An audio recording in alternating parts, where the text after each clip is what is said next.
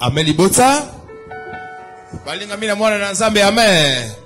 Amen. Amen. Kimia boboto bolingo bosembo na kombo na Yesu Masia. Libote santu balinga mina mwana na nzambe.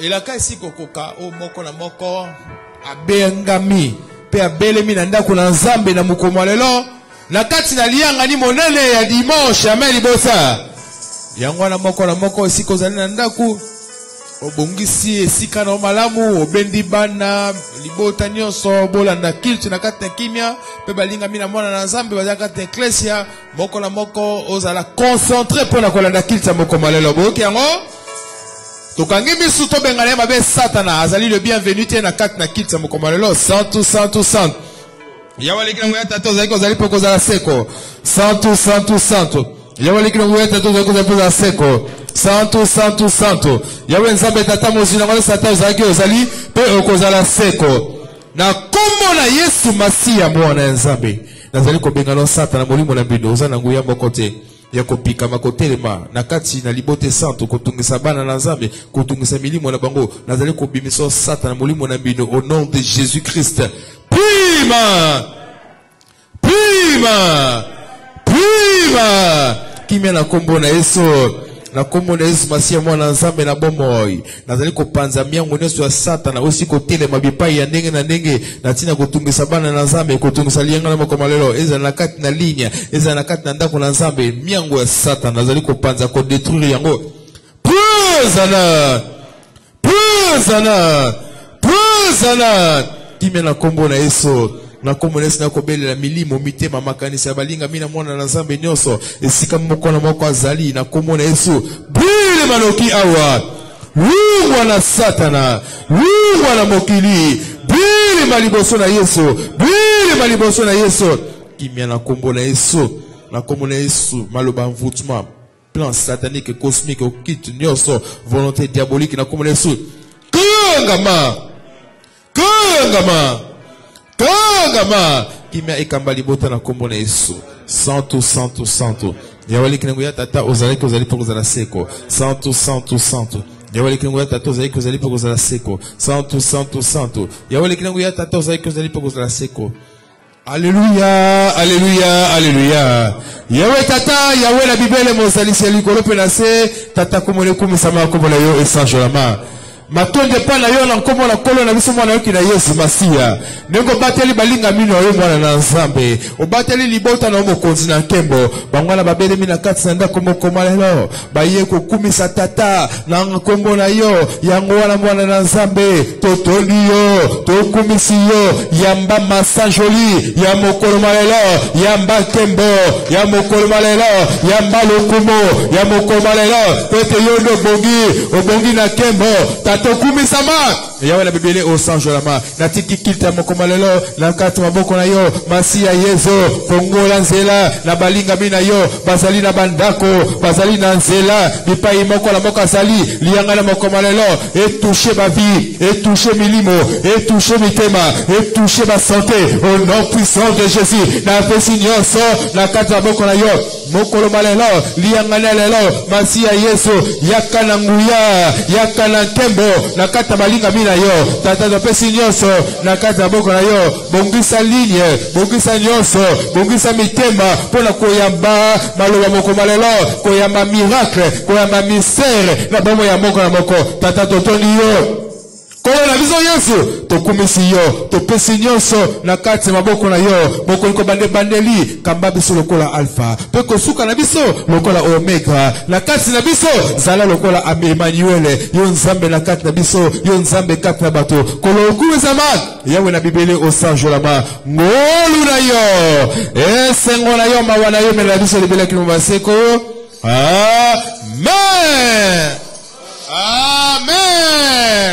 amen kimia boboso bolingo bosembo na kombo na Yesu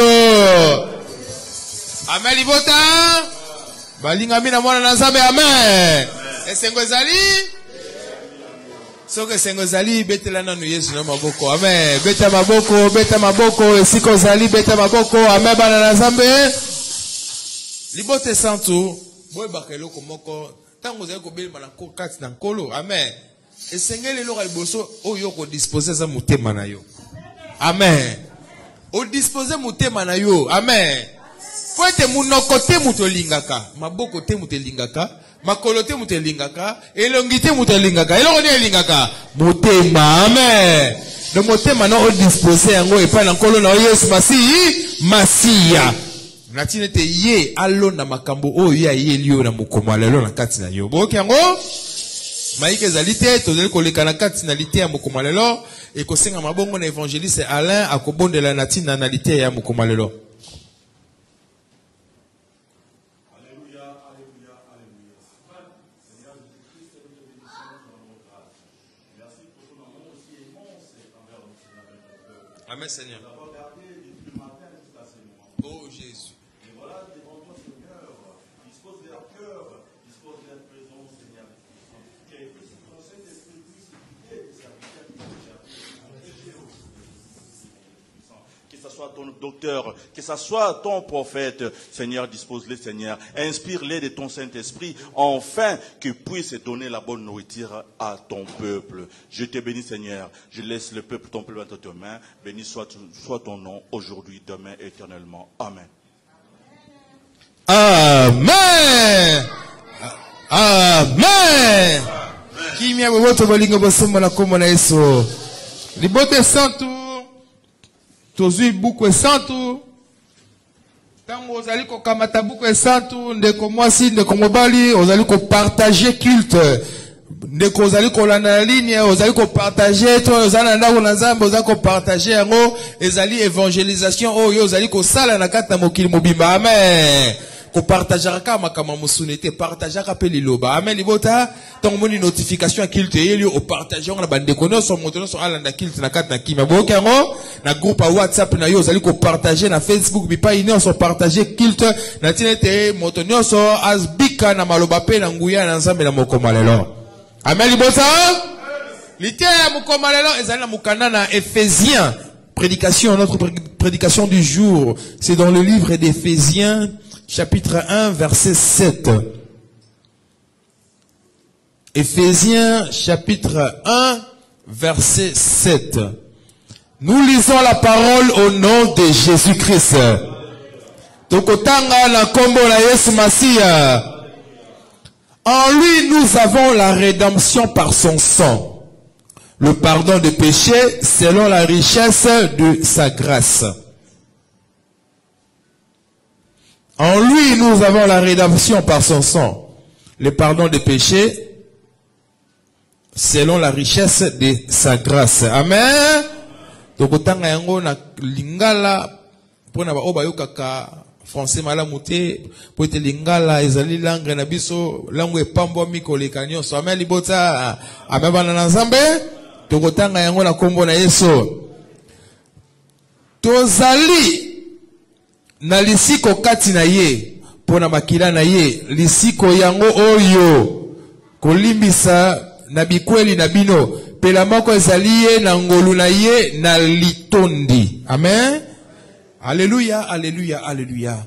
Éternel Père, créateur du ciel et de la terre, que ton nom soit loué, soit glorifié. Seigneur Dieu, nasi komiti kana maboko na moment où moi na Nzambe, tikete ba cœur ezala disposé pour nous recevoir parole na yo, pour nous recevoir moi na Nzambe parce que au commencement était la parole était Dieu. Toutes ces choses ont été faites par la parole. Liloba lelo mwana na Nzambe et créer miracle. Liloba mo koma lelo et pesa kimia et pesa consolation na bomo ya moko na moko lata mumbu na yo longola esprit d'erreur longola yango na kat na ye tikete perfection et bima na kat na enseignement koma lelo eza na kat na prophète no mwana na Nzambe a exhorter na dimension surnaturelle mwana na Nzambe tata na ntondi yo mokonzi ke mwana kumisi yo ngolu pe mawana yo mena na biso libela kino bomo na seko.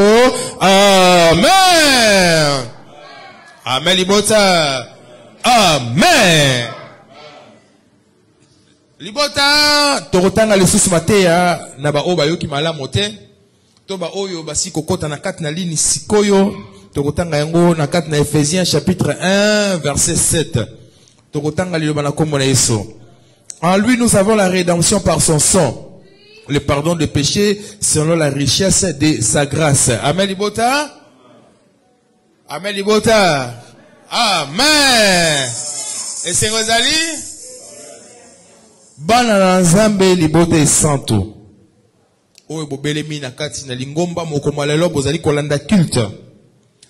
Libota maloba oyo eye mokomalelo ezali épître. Donc épître ezali ba lettre. Amen. Ba lettre oyo apôtre Paul azali kokoma. Azali kokomela ba église oyo ye installa ki amen libota. Amen bana na nzambe. Akomaki lettre oyo babenga épître de Paul na ba Éphésiens. Épître kuna na Éphésiens. Éphésiens bana na nzambe ezali kombo ya peuple. Ndenge balobaka ba Kinois, balobaka ba Bruxellois, amen. Ndenge moko ba Éphésiens. Ezali ki mboka ya Éphèse. Amen libota. Amen. Bana na nzambe ce que totangi acte des apôtres malamu boromo na été esikani ni apôtre Paul azwa ki conversion na ye bana nzambe esikani na bongola ki mutema bisikani nkolo yeso kutana ki na ye na nzela ya Damas na kat na acte des apôtres chapitre 9 boromo na yango malamu tango yambi Yesu basia bana na nzambe abongoli mutema afandi pemele bantoma esenga ki na bana na nzambe akabwana posaona bakabwana pote bayokana kita mamandenge na ndenge Paul fele kende na mission mususu premier voyage na yebana na nzambe bakabwana ki nande komoko komone Barnabas amen libota amen bana na nzambe amen Paul akabwani na Barnabas azwi nzela na ye Paul pas azwi nzela na ye wana na kati na premier voyage car na acte des apôtres wana so botangi malamu deuxième voyage eko ya lisusu pour l'apôtre Paul. Na deuxième voyage wana libota Bible ezali kolakisa biso malamu awa waso totangi na Bible ezali kolakisa apôtre Paul libota amemaki baye kolina ye parce que Paul pèse na baye kolina ye azaki na ba disciple c'était leur na ba so totangi na acte des apôtres et lobi na biso malamu na ba né 49 comment na ba 51 apôtre Paul azui baye kolina ye ndenge Yesu azaki na bayekoli apôtre Paul pas azaki na bayekoli o abimisaki yo otambola bango na tina na musala na nzambe amen libota azui bayekoli ne bake otambola na mission onkola pesa ki na deuxième voyage na azwaki na Timothée azui Silas azui Clément amen libota ayeko zwa nandeko oyo yo bana na nzambe to bengi Luc amen Paul amemi bango na kati na tournée pour bakende ko installer l'église. Ba komi na Europe. Ba installer l'église ya Philippe. Oh bomo la épître de Paul aux Philippiens. Amen. Atiki kuna na Philippe. Atiki ndeko oyo to benga ka Luc.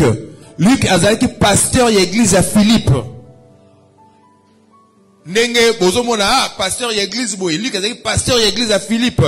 Na kati na Philippe kona bakutana ki bana na nzambe na bandeko ebele tango basila bakei pe ko prêcher na kati na mboka ya Efese amen libota amen na Efese kuna nde a installé ki pe église pasteur ya église Efese comme na ezaki oboyoka Timothée amen libota Timothée nazaki pasteur ya église Efese ye nazaki kuna donc berger wana ye zoko s'occuper na makambo kuna donc apôtre Paul tanga komela ki azaki ko koma pour l'église wana o Timothée azaki ko kamba azaki ko encadrer makambo ndenge na ndenge ameli bota ndenge moko lelo Efese bana na nzambe ezali nde église ya mwana na nzambe oyo yo nde kozali kolanda ngai na mokolo mwa lelo ameli bota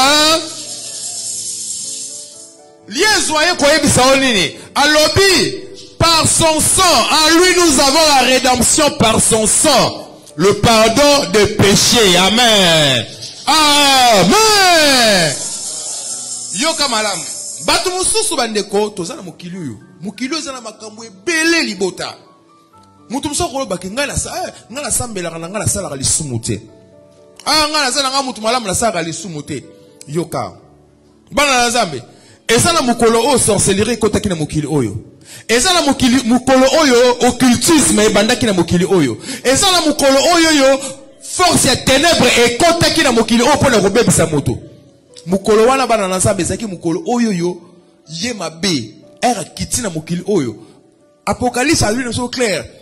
Apocalypse de Jean a révélé biso à l'action son dengue Satan à l'ongwa qui na likolo azoko kita débordant d'une grande colère pour aya ko bebisa mutu o nzamba kelaki mutu o nzamba pesa ki nyoso na kat na Genèse loba malamu na Genèse wana bana nzamba utali diable aye ko bebisa mutu akotisi mabe na kati ya mutu. À partir ya mukolo wana libota mabe ekotaki na kati na mutu lisumu ekotaki na kati na mutu sorcellerie ebandaki na kati na vie ya bato. Amen, amen. Tomoni libota na kati na Genèse zo kasa so malamu ba ange bazo likolo bazo ya kofanda na bana basi na mokilo ase ba boti ba bikela mwandenge na ndenge mokila ndenge na ndenge ba mélange makama ndenge na ndenge ebota mina mokili à partir ya lisumu nani il y a Adam ou Asalaki na Eva. Donc mukolowana condamnation et banda. Mukolowana monde à ténèbres et kontaki na mokili. Amen. Donc pona ko bana biso nini lelo pona ko kene mosika telibota. Yo zali na ndako na Nzambe. Yo ndeko zali kolanda ngai. Okoloba nga la sala ka lisumu te.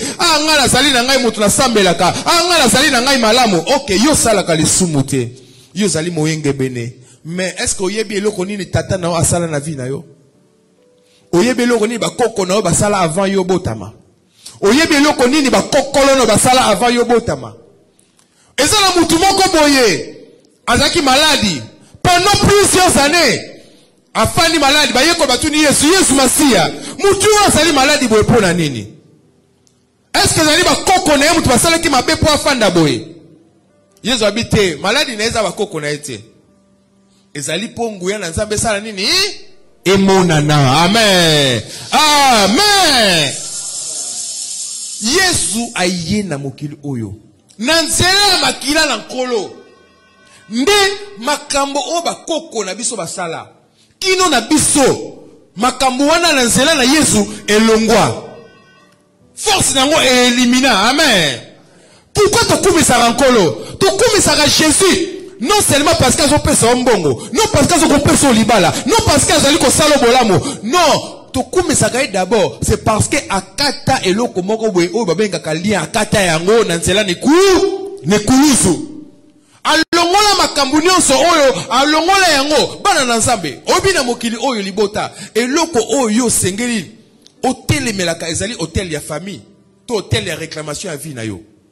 Yo za kotambola na mokili oyo oyebi réclamation nini te loko nini batia likolo na vie na yo oyebi prix nini te o batia likolo na vie na yo oyebi bisika nini te bakenda kokanga yo oyebi bisika nini te bakoko no ba alliance nini bakoko basalaki lamentation alobi na biso malamu nos pères ont péché mais ils ne sont plus mais biso bana tozo sala nini tozo kolia manga ya ngai yoka musala Yesu ayaki kosala na nzela ye kuluzu Yesu amoni pasi wana amoni bana bazokolia manga ngai amoni misala ya maboko na ezokolia manga ngai amoni ndenge bazali ko souffrir par rapport ya alliance ya satanique par rapport à alliance occultisme par rapport à alliance ya ténèbres. Amen, amen libota amen bana na Nzambe ndenge toyembaka ya watali likolo atali na se ayoki mawa amoni makambo ndenge na ndenge o efandeki na kata mutu azali kaka pasi mutu azali kaka lisumu po makambo wana nyonso azali lisumu.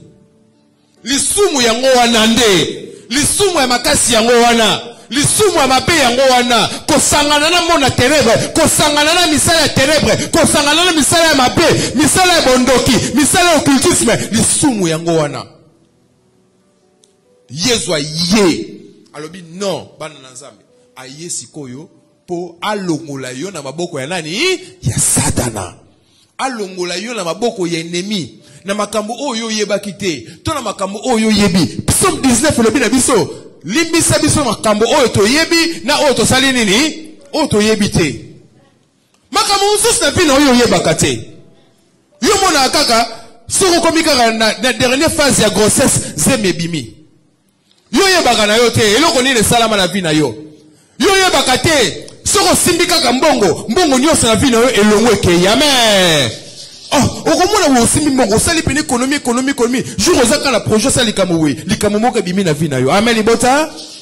Era mususu bana na Nzambe oza déjà na hôtel ya réclamation ba hôtel etelemaka ba hôtel démoniaque ba hôtel satanique etelemaka rôle ya hôtel ezali nini pona ko réclamer bana na nzambe ko réclamer misala yango babota mususu batia hôtel na famille oyoyo bakozala boye bakozala kaka boye banorote kaka nguba de génération en génération oma famille wana koko ateka kinguba mwana ye azosane ateki nguba mwana wana musa ye ateki nguba mususa ye azoteka kaka nguba amen amen libota okomona na kati na libota mususu batia hôtel moko boye te na famille omutu ayebi kobala te soki atofandi na libala na yo yebi kotelema te okobanda libala malamu suka sala nini ekabwana kaka ube ozwi mobali mobali aye pena na vie na yo to mwasi na vie na yo bokofanda te bokoma même pas na mariage. Pourquoi? Parce que ezane loko moko ezoko peser likolo na yo.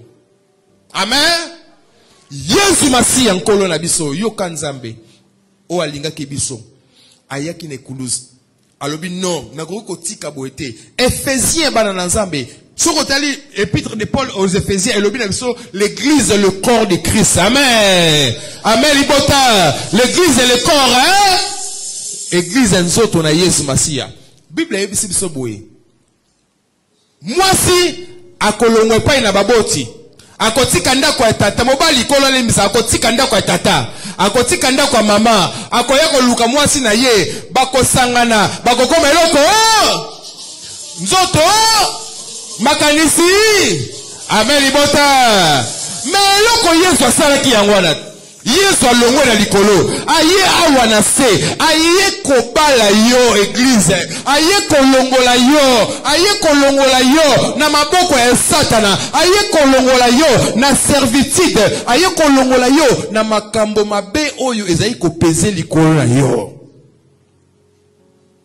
Aye wana bana na Nzambe. Il fallait payer un prix. Prix wana bana na Nzambe, c'est son sang. Ezali makila na ye, mais ezali prix o ya futaki. C'est ça la dot. O ya pesaki po bala yo. C'est ça la dot. O ya pesaki po longola yo. O longola kombo ya famille. Moi si na mobali. Soki mobali komo na ye ezali Johnson. Moi si komo na ye ezali Coca. Tongo moi sa bali mobali. Comment moi c'est comme nani? Amen. Comment moi c'est comme Johnson et longwe Coca. Bosse moto bosse moté. Pour être mobile à balier, à longolier la famille, à commis si ko bango nani, à commis la carte ya famille à mobile, hein? Ya mobile, amen. Yesu Masia, ayaki bongo. Pas longola yo na makambu nyonso o e banda Adam. Banda Adam. Kino eyana yo Yesu ayaki erondimeli kolo okomi na kati na ye makila na Yesu Masia esombi yo makila na Yesu Masia elongoli na maboko ya famille makila na Yesu Masia elongoli na kati na condamnation wana makila na Yesu Masia elongoli na ba réclamation makila na Yesu Masia elongoli yo na kati na lien oyo esala ke ozala épanoui soki moke te amen amen libota yango wana sokotali malamu na 6. Apôtre Paul Albi, célébrer Nzambe wana. Albi célébrer, kumisa ye, amen. Betele maboko, pona ye, ozali favori na ye. Pointe ye linga kiyo, ye abateli yo, ye sombi yo, alinga kiyo bana na Nzambe. Tala mobali wana Yesu Masia. Lité à l'heure zali kaka suite lité à vendredi. Amen libota, amen bana na Nzambe. Puis ya dos oh ya futaki ezali makila. Makila c'est son sang. Yangwana c'est le prix. Le prix où Jésus, le prix que Jésus a payé pour t'acheter, pour la kolongolo na maboko ya Satana, pour la kolongolo na makambo wana nyonso. Lelo yo ayeko rappeler yo. Bana na Nzambe libote sato amen. Amen libota. Amen bana na Nzambe. Amen. Est-ce que yo nego zali wana? Oyeba kenza mabala yo, yezo bala yo. Est-ce que libote oyeba ke yezo bala yo? Est-ce que oyeba ke ozali mwasi libala? Parce que moi c'est libala se comportera ndenge nini. Yesu ndenge zali wana ayaki na mokilo ase ayaki kolakisa biso comment ndenge nini moi ça ko tambola tango ya okende na voyage. Tango ya okende ko bongisa biso sika et sika ya kozala biso peto ya kolanda ye. Atane na biso. Yesu ko kukufa pe na 3 ans. Akoke kukufa na 1 année. Akoke kukufa na 2 ans. Ezaka makile tangi. Eza bongo te? So makile ko tanga ta na 1 année makile ko tanga. Ezaka makila ya Yesu. Attends à 3 ans makila ya Yesu. Mais pourquoi afanda qui 33 ans? Pour alaxa comment okoki kotambola. comment okoki ko se comporter, comment okozalezaleli na yo église et kozala ndenge nini. Yango lobi, je suis le chemin, je suis la vie et je suis quoi? La vérité.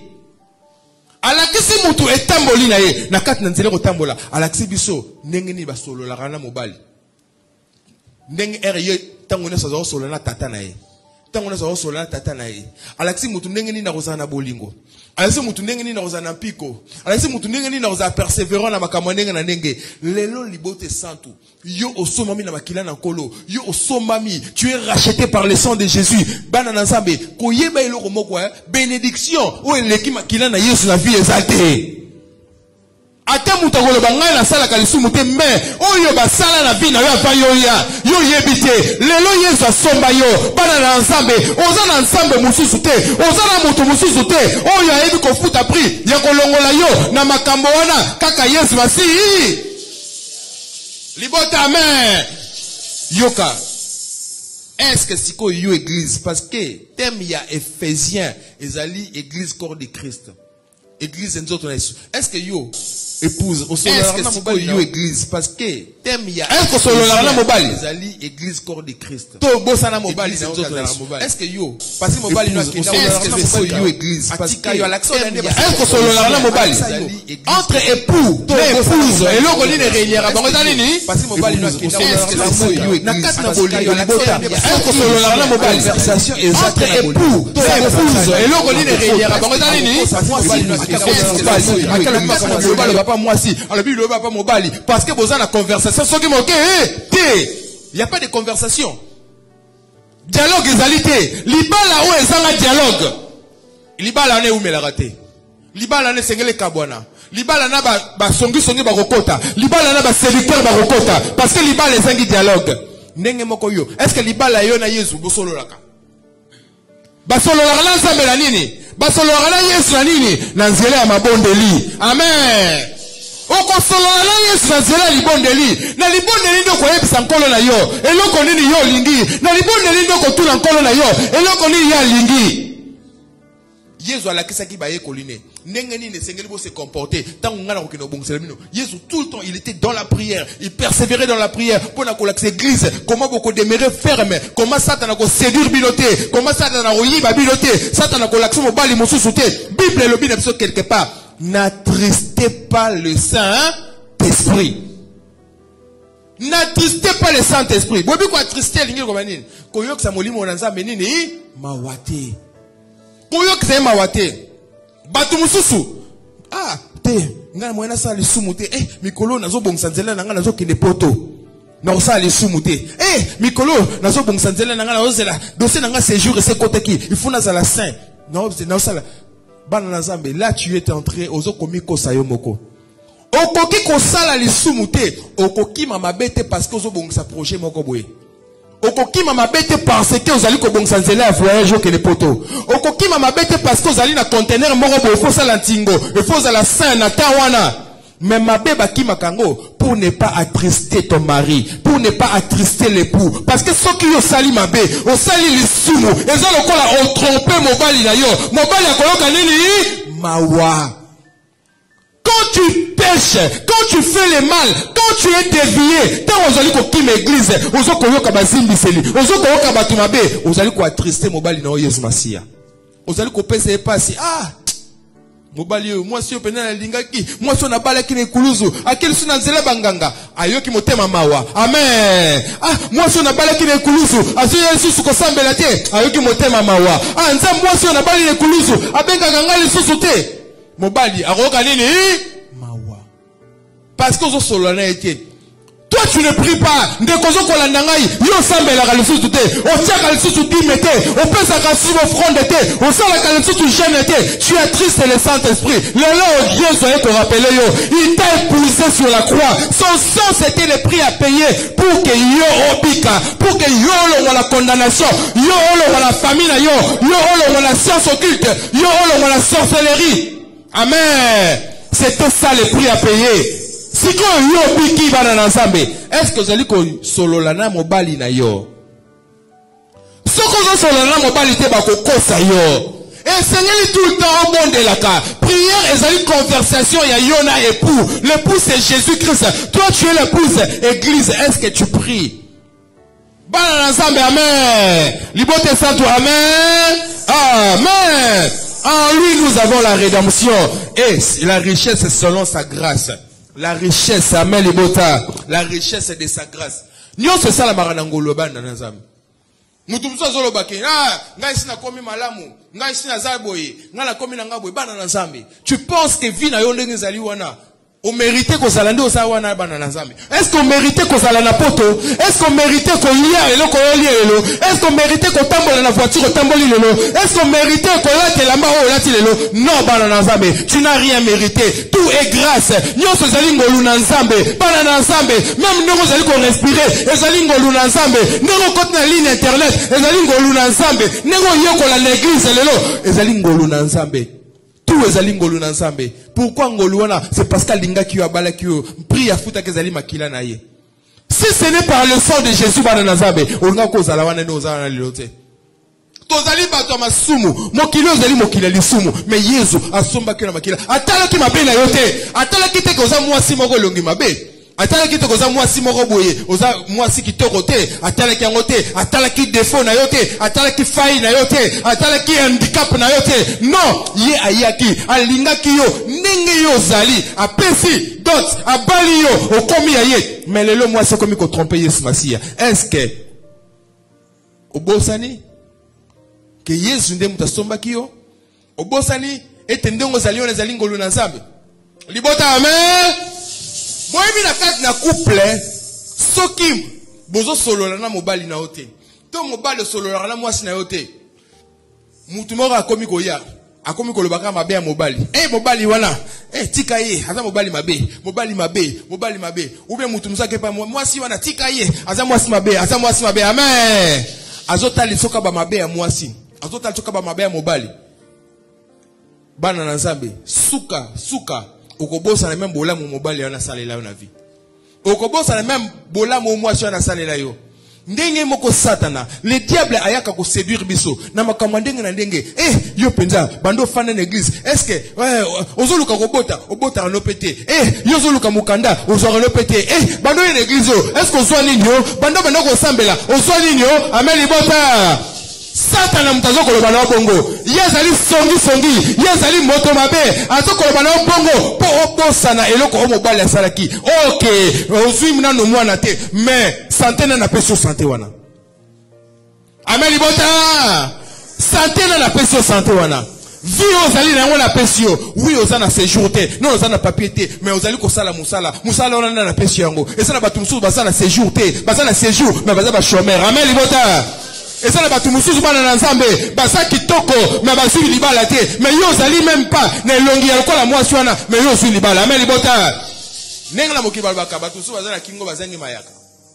Yo, est-ce que vous méritez qu'on place aux alliés wana? Non, bana na nzambe. Satan to ko tali so mabe. Le tala bolamo o nzamba zali ko sala na vie na yo. Tala ba bienfait ya Yesu Masia. Tala nenga zali agréable. Tala nenga zali bonté. Tala makamba zali ko sala vie na yo. Souviens-toi de Jésus qui t'a épousé sur la croix. Église, tu es le corps de Christ. Christ t'a épousé pour comment eloko moko. Et suscitaka jalousie ya Satana. Le voleur ne vient que pour dérober, gorger, détruire. Le long nzambe, Yesu Masia, aye kote le miso église, yende abalaki yo ne kulusu, yende asopaki makila, tangu bitumbe ye, bana na nzambe, monde ya ténèbres, dans le domaine ya combat spirituel, et logo Satana, et logo monde ya ténèbres, et banga kaloko la makila na yesu ezalité. Amen. Amen. Amen. Amen. Le long de tozali awa, ata kokolo moko boye ya roi Angleterre, to roi Belgique. Ata bato bayebi te soit côté soit dans la sang royal, bato soit sani. Bon respecter parce que c'est le sang quoi? Royal. To tangi bana nzambe, Netriboshen. Et l'on ne sauva qui est le sang royal. Le sang royal ne sauva qui Netriboshen. Azonga le sika moko place abakondi. Yo ndongo zali wana. Tu as le sang de Jésus-Christ na kati na vie na yo. Tango ozali kokota na monde na ténèbres. Amen libota.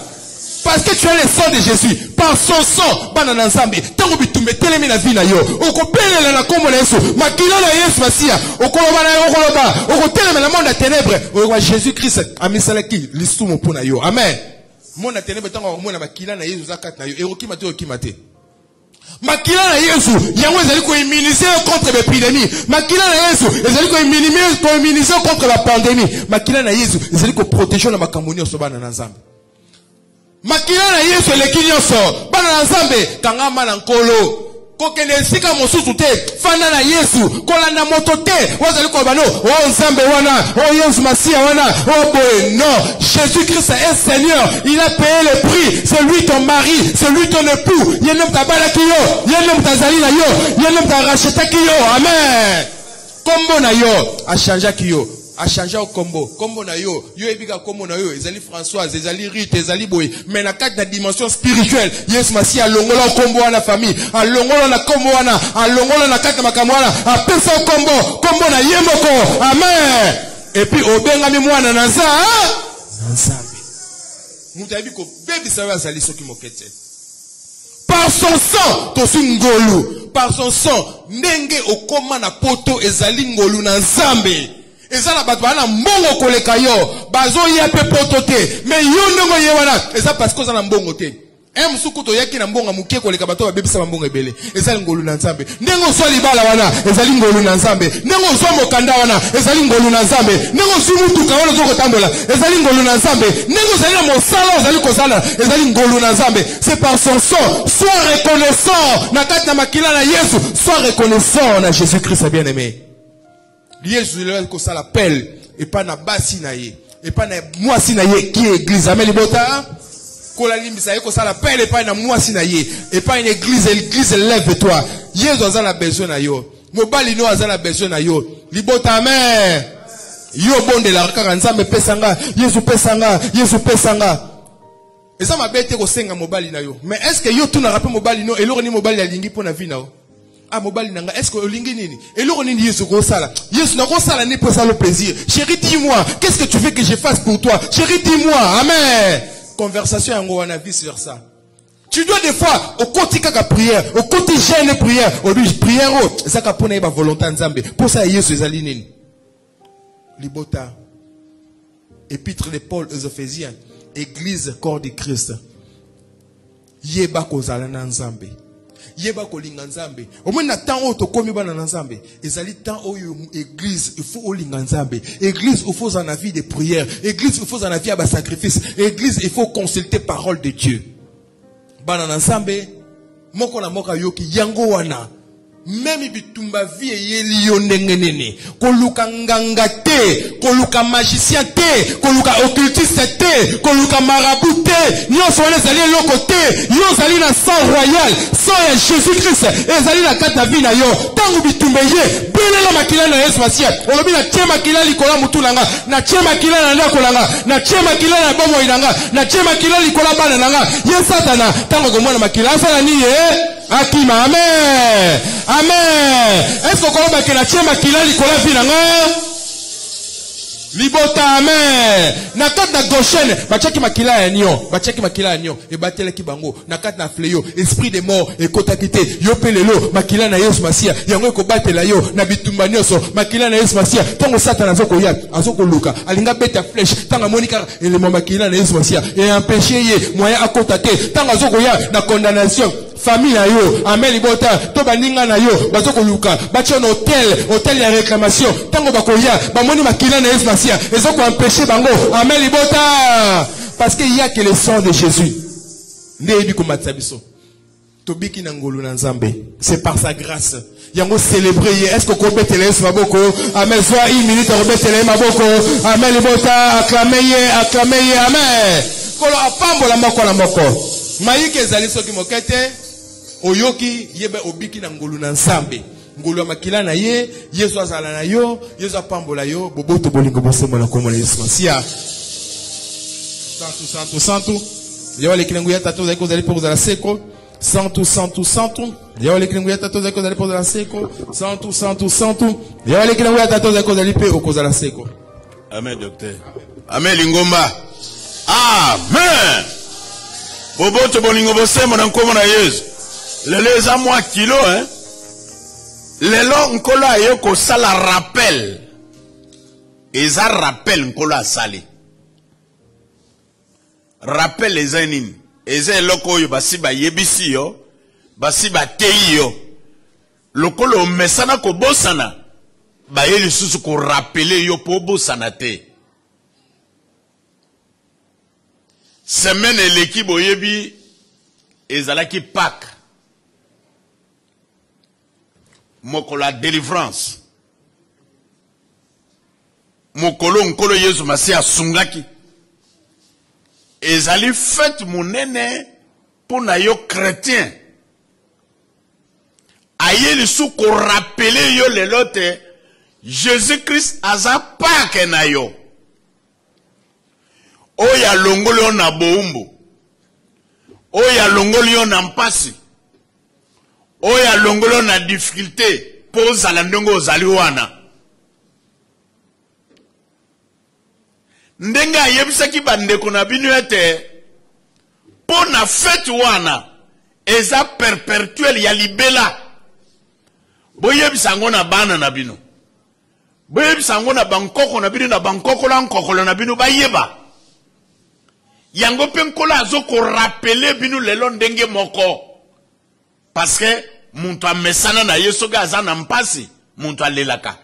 Soga azu esengo, muntu abosani nana ngo apesi esengo.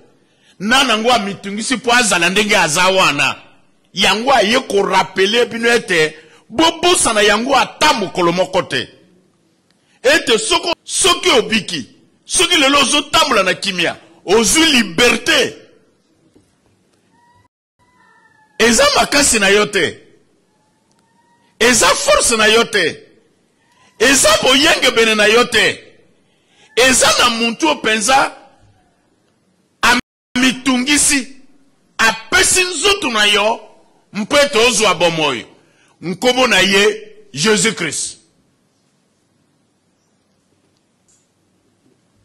Ayem sagabande kuna binu buturo kola moy yo mutu na mokili yanse.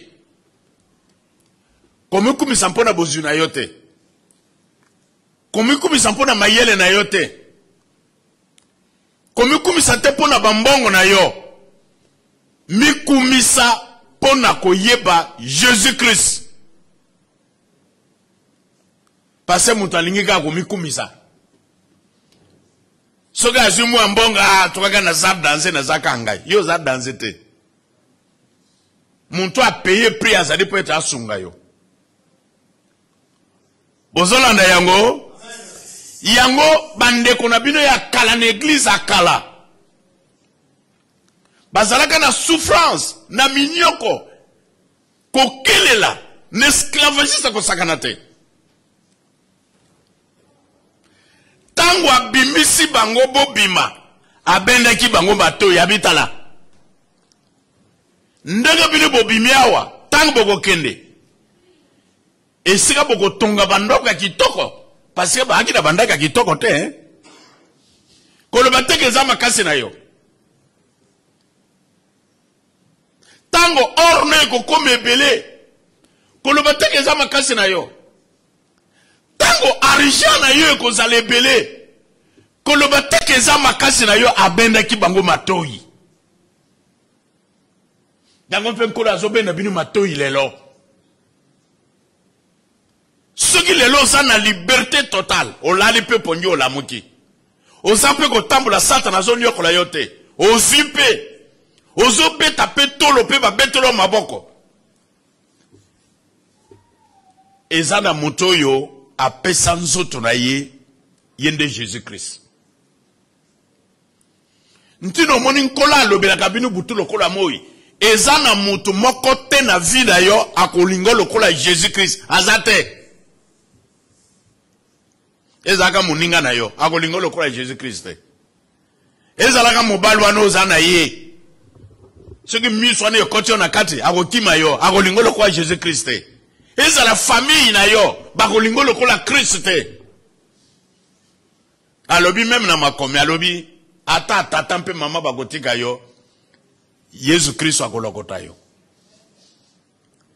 azo senga na mundimi nyonso atia Yesu Masiya liboso. Ayebeta biki po na ye. Ayebeta zubo moi po na ye. Ayebeta zu kimia po na ye. Ndi nkolo akosepela na yo okozana kati na kimia.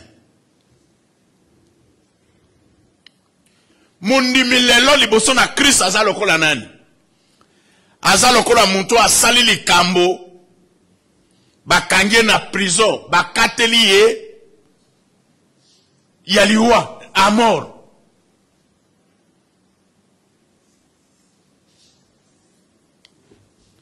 Bakateli yo fo kufa ozasu na vite ozo kufa ekateli na ona boloko liwa.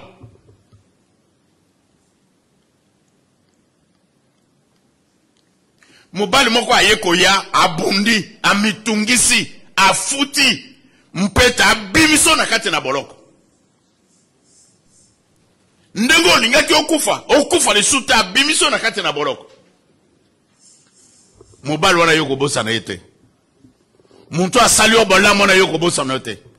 Muntu afuti peta abimiso na kati na boloko ozwa lisusu vi yoko bosa na ete. Ndenge moko pe na Kristo. Sans Jésus-Christ, muntu akwaki azwa lola te, aki muntu aliwa akufa. Pasada mabota makipo na liwa te, liwe yepo na mabe.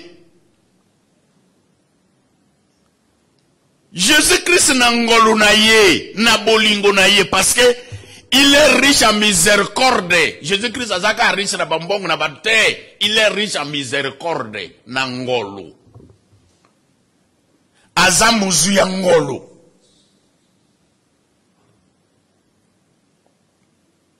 Aye na makilana antalo asombi yo na maboko wa Satan alongoli yo na mabe apesu accès to kota susu lola bon vika tino ezala ntina Jésus Christ alobi mutu nyonso oya yambolete nkolo Yesu Masiya azali mwana na Nzambe azana bomo ya seko akozana kati na kimia nzela alo le fungami po na ye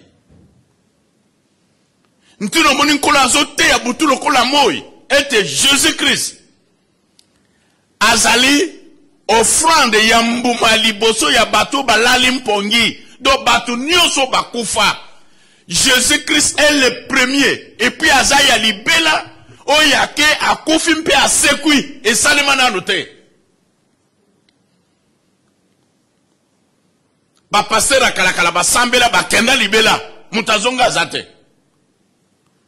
Ata ndege Lazare akufaki asekui akufaki lisusu. Mais Jésus-Christ a yena mokili yanse ateye asakoli akititi na sena mabele asekui tombo na ye tikala vide. Ezana batumsu bakena Israeli lelo eza vide. Asekwa apesi nzela na mutu nyonso oya ndimeli nkomo na ye. Oya yambie mokonzi lokola mobikisi azwa nzela ya kokene na lola. Liwana kati na yeza la sute asekwa. Ntino moni bato nyonso kalakala. Ezala Beli, ezala ba Moïse, ezala ba Abraham, o bateya basakola ata moko amonaka lola azate. Bango tu bazalaki na séjour de mort na senda Abraham.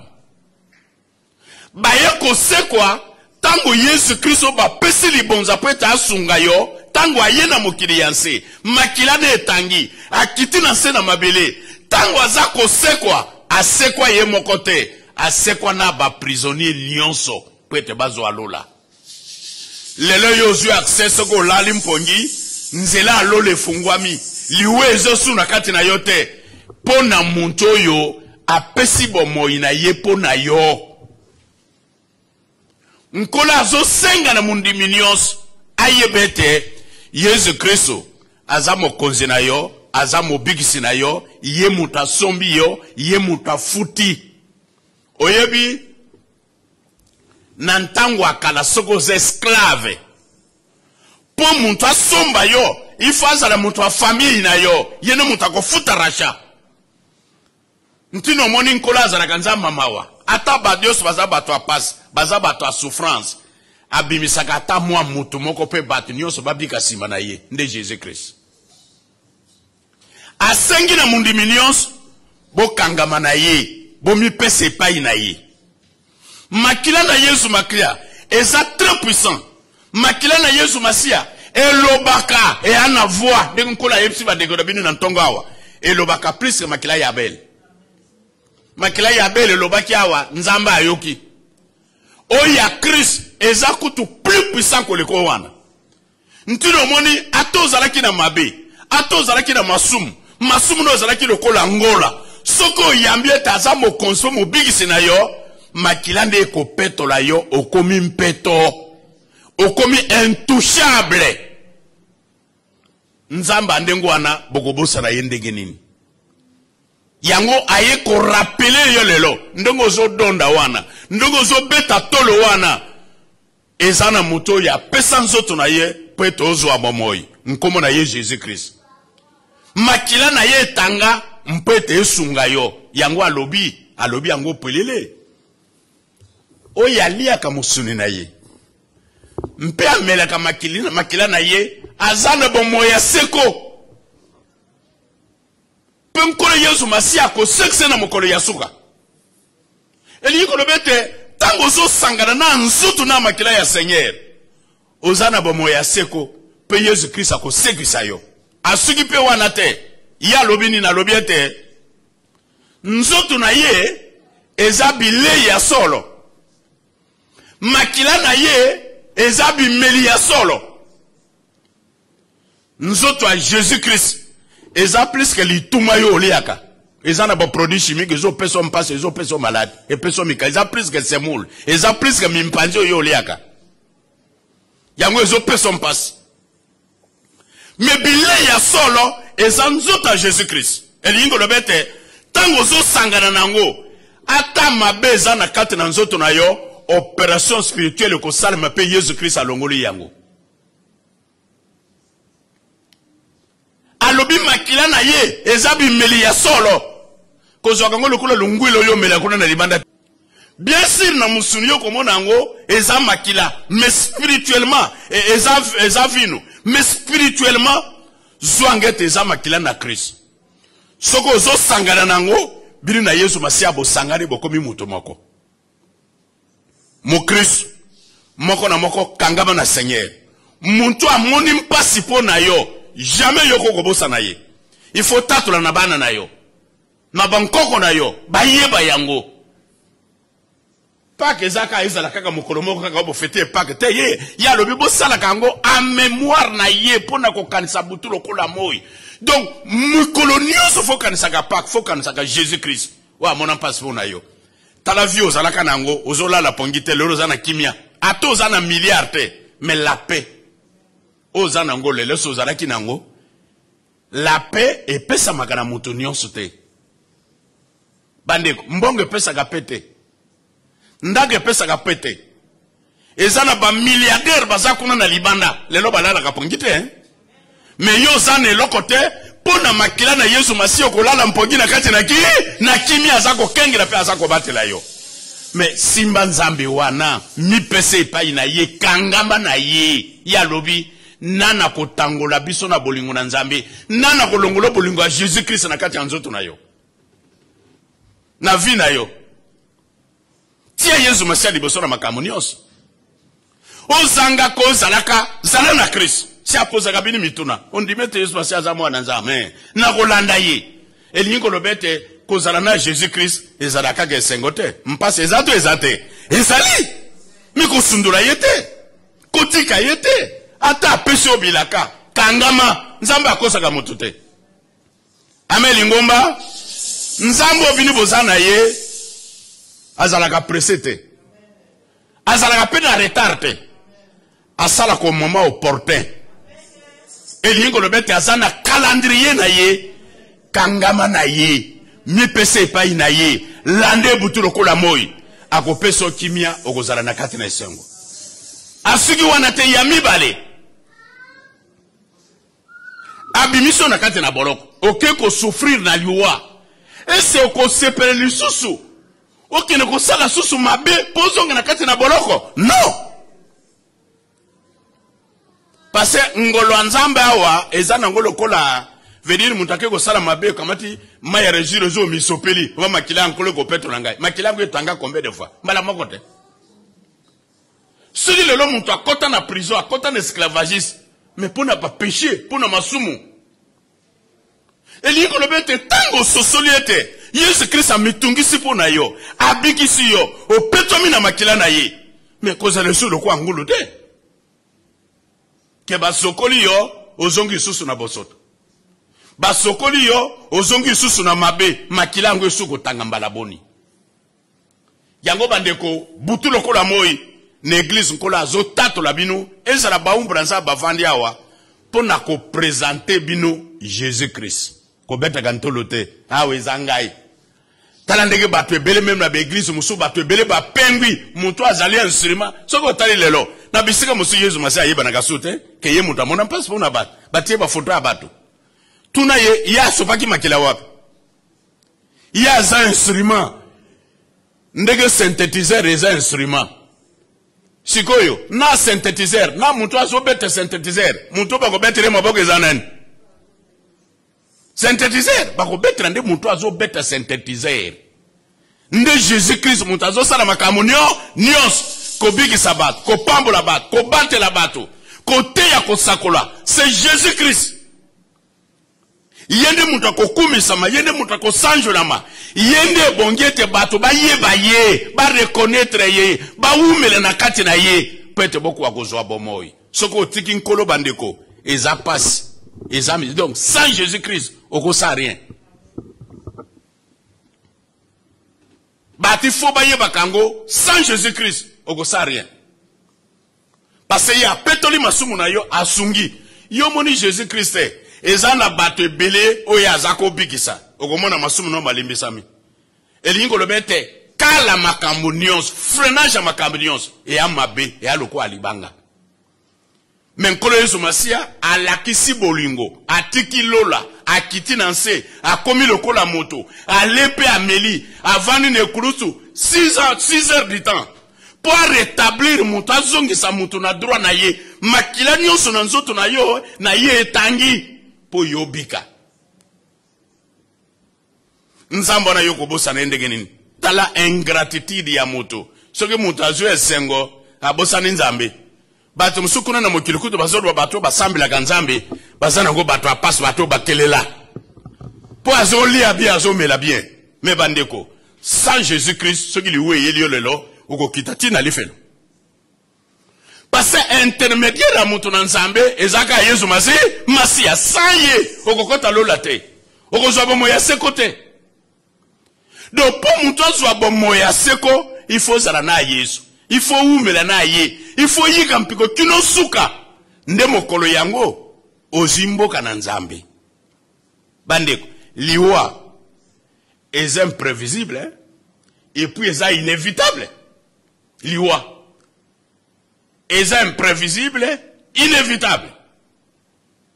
Et koko yele lo soko zana nzambe te, soko zana Yesu te, okene wapi? Okene vana wapi? Nana go sunga yo, nana go yamba yo. Boyebi muzina Lazare. Aboya ki Yesu, abi Yesu anantina te. Ye nzambe na ye mbongo na ye. Lazare mi pesa ki kolanda nzambe, metang makambe kuma ki puna liwa. Muziba yamba yete donc oza mwana na nzambe yika mpiko peto ozwa libonza ya munene okene kova na lola na capitale royaume ya likolo nde le ciel talaka lola mi pese epai na ye landele butu lokola moi Yesu Masia racheté yo asombi yo oza susu eloko na yo te nzoto na yo et comme nzoto na ye vous êtes sans maison pour asomba yo ezoloko abato ndenge yo somba ka mutu kana e komi ya yo okosana mutu kana ndenge olingi yango nkola rappela ka butu lokola moi bandimete bo somba mi na mutuya mutuya eza cher hein mutuya c'est na français est cher bo somba mi na mutuya alors beaucoup misankolo na banzoto abini donc nzoto wana ya yo eza nzoto a Yesu Christo vous êtes sans maison yene mutu akovanda na kati yene mutu akotambusa parce que asombi yo na mutuya boyoka kaka te makila na yo esombi ngai nkolo na kokene ese bini boyebaka nzembo wana soko oyembi yango seza mateya te ke makila na ye esombi yo okokende su epai mosu te ese boyebaka ngo awa 3 ans ke vana na libanda avande abia batika biso makamango ya église oyo église yango eza bien mais makambo popesa biso mbongo mais masi aboite siko tang yo lela koza na mpasi yesu azo sikola yo lero na mabembeza la kate sonkola lobi pesa mu eloko boy pona siko soutenir Seigneur kondima mutu kwei mutu azasu na confiance en Nzambe te l'homme est très dangereux yango a rappelé yo lelo c'est un rappel hein Matthieu c'était yama eza rappel soko zandengo zali wana ezana mutu apesi nzoto ne pona yo o makila ne tangi c'est Jésus Christ yeba ye kangama na ye soko otiki ye mawa mingi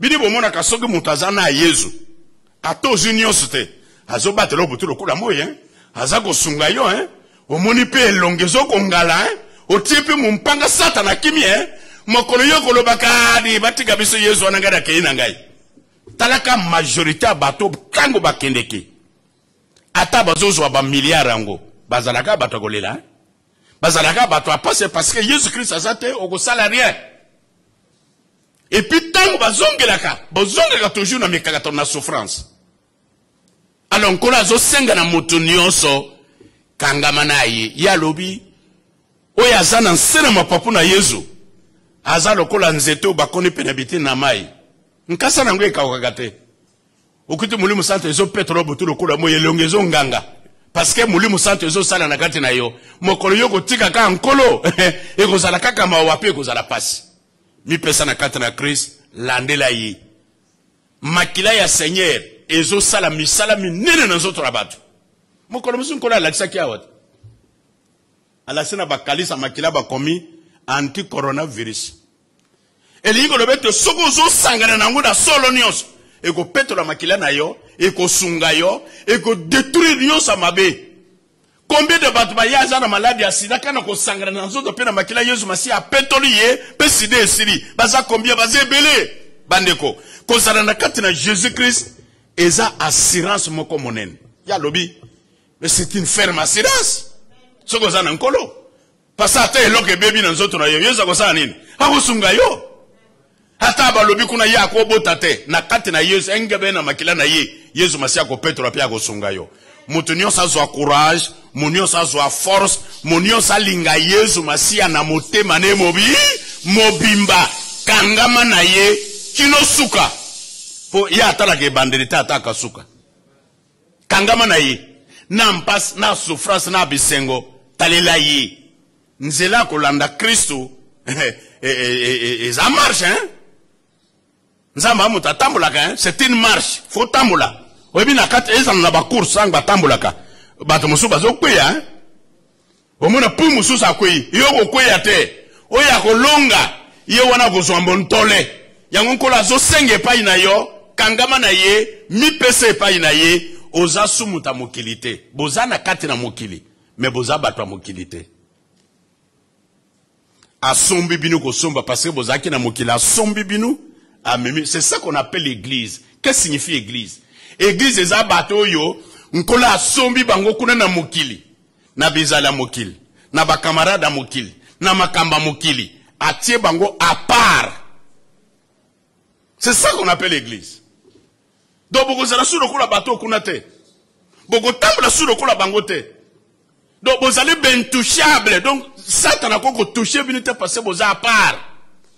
Makila na Yesu masia wana eza caché mobimbe tiami na kati nzoto na yo ndenge nkola Yesu bandeko na binu na ntongo awa ete makila na Yesu masia caché epesa ka valeur ya monkanda omoni makila na Yesu masia epesi valeur ete obaza bana na yi ndenge ozalaka ni meuble ata bandoki baye bakoloka bato mususu soki bakuti kaka yo bakufo ba sauter fo bakima bato mususu kutu na lopango no ni meuble ona bazobika pona yo ndenge salamaki na bani Israël ange aliwa tanga ye tanga zo mona makila ange aliwa saraki nini asote ata ba maladi ndenge zo tambola wa soko mi pesa na Yesu Christ na solo nyonso Yesu Christ akobatela yo et puis azobatela bande bandi inane na ndamu nana kweyawa personne parce que Yesu azanzambe ya solo azanzambe asikoli binu azape mubateli malamu azam na butu na moi azali azobatela yo azosunga yo kangama na ye mi pese epai na ye lande butu lokola moi salela ye tout atolo po na ye na bolambo Yesu Christ asali makamuso eza makaba koko te yakate makamuso eza yo moko vandi botali bolambo nyonso Christ asali na kati na yo o mitali abime soki po na Yesu te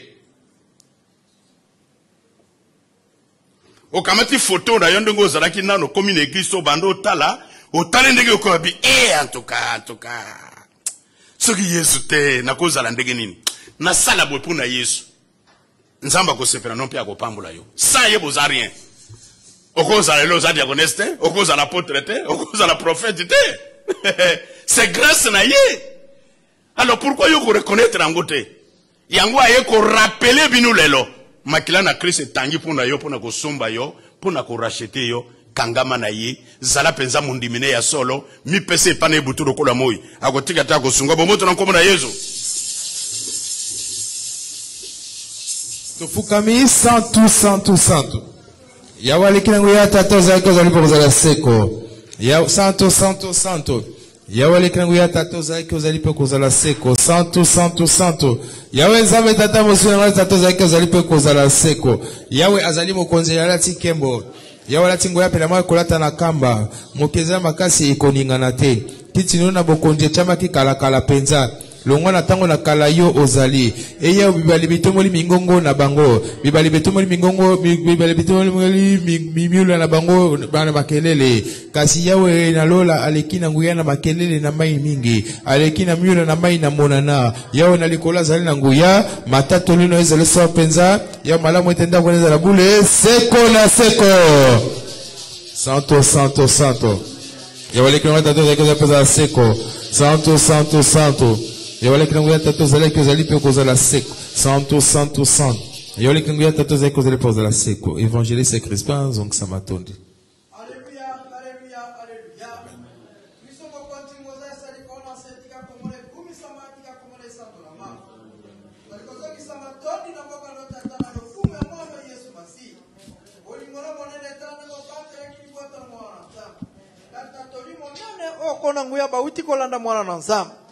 Pambola baumuno konongeza docteur za la prophète mwana nzambe tonimia solo malobo bibika na bango ute paina yo ete na makila ndende basbiki mwana nzambe tigete bandimino nyoso kononga bayuki malobo kono nguya yezalo basana ndaku basana lim kolona nguya ete maloba mokolesa la misala kata ba mwana nzambe amen seigneur esa lianga na maboko na yo kimya bolingone batela libota no lelo kiro seko Alléluia. Merci à Isma Lanzambo comme ça mon sanjolama. Tozong sima toni pa na tata na kombo na yo. Obateli balinga mino ko bande bandeli ya matek na suka na pema. Tona ko ndimete libonde lu mwana Lanzambe boti miracle mystère kat na nzoto moko na moko. Pambola balinga mino obasi ko landa pe mwana Lanzambe ba pambo na kombo na Yesu Masia. Obasa le tomo bazong sa matoni pambola bango lokola. Ngolo neza na biso le bela ko mo seko. Amen.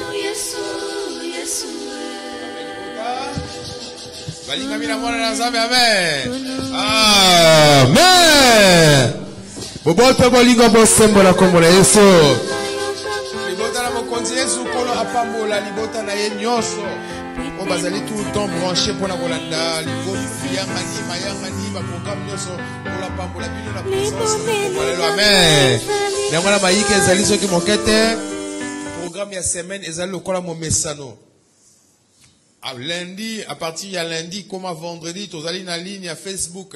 Vous allez de 5h à 6h, heure à Bruxelles. De 5h à 6h, heure à Bruxelles. Moka la décalage horaire, na bande comme ça, misika, ou baza la carte na Boka Belgique, Rolanda de 5h à 6h. Amen, libota. Et puis la carte na ligne à conférence à partir de mardi, na numéro 02 894 33 45. Amen, libota. Pour bête numéro 1, si mon bête code d'accès pour la recota na mabondeli à partir de mardi. Mais chaque jour de 6h, de 5h à 6h, tozali na ligne, na page à Facebook pour la prière matinale. Maintenant, à la brancher. Et puis pour la programme olingi koleka contrôle, olingi koya kolanda mabondeli, ozana problème tonini okobenga toujours aux rendez-vous oyi na kati na église ba koyamba na kati na kimia moto nyonso malgré pandémie ba bazana bandako mais molimo na nzamba azali toujours ko sala. Amen. Ba mo na nzamba azali ko sala ozana jeton de prière ba kolanda na kati na prière na yo. Moto nyonso azala vraiment motivé pour na tina na yango. Ba droit et Seigneur, dîme, cotisation nyonso oyo yanda ko nzambe olingi ko sunga lingomba oko toujours ko prendre contact na l'église to ko tia yango na compte bancaire ndenge etiamaka oko senga otuni uzi contact ba kopesa yango po ete osala lotomwana ozana makasi ya ko na église oye ko pesa yango na ndako na nzambe tozana campagne monene ya garantie locative moto nyonso wazali kolanda oza musika na ndako oza kolanda moto nyonso participer sunga ndako na nzambe na tinete ecclesia ezala épanoui ezala na confort ya malamu boki yango kolo apambola moko na moko maike ezali soki mokete. Bon dimanche à tout le monde, boboto bolingo bosembo na kombo la Yesu Masia.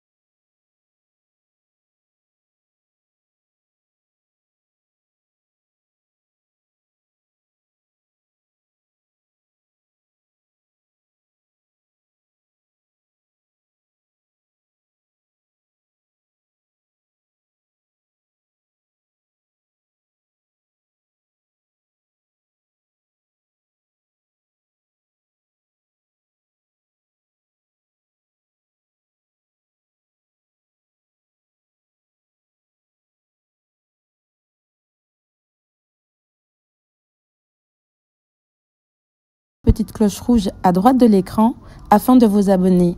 À très bientôt. Nkolo apambola batu nyonso batali video oyo, bobosana te ko cliquer na mosapi oyo ya bleu, pe bo cliquer na ngonga oyo ya rouge, na droite, na se ya écran, pona kozanga te kotala ba video ekoya sima. Merci, tokutani mbala sima.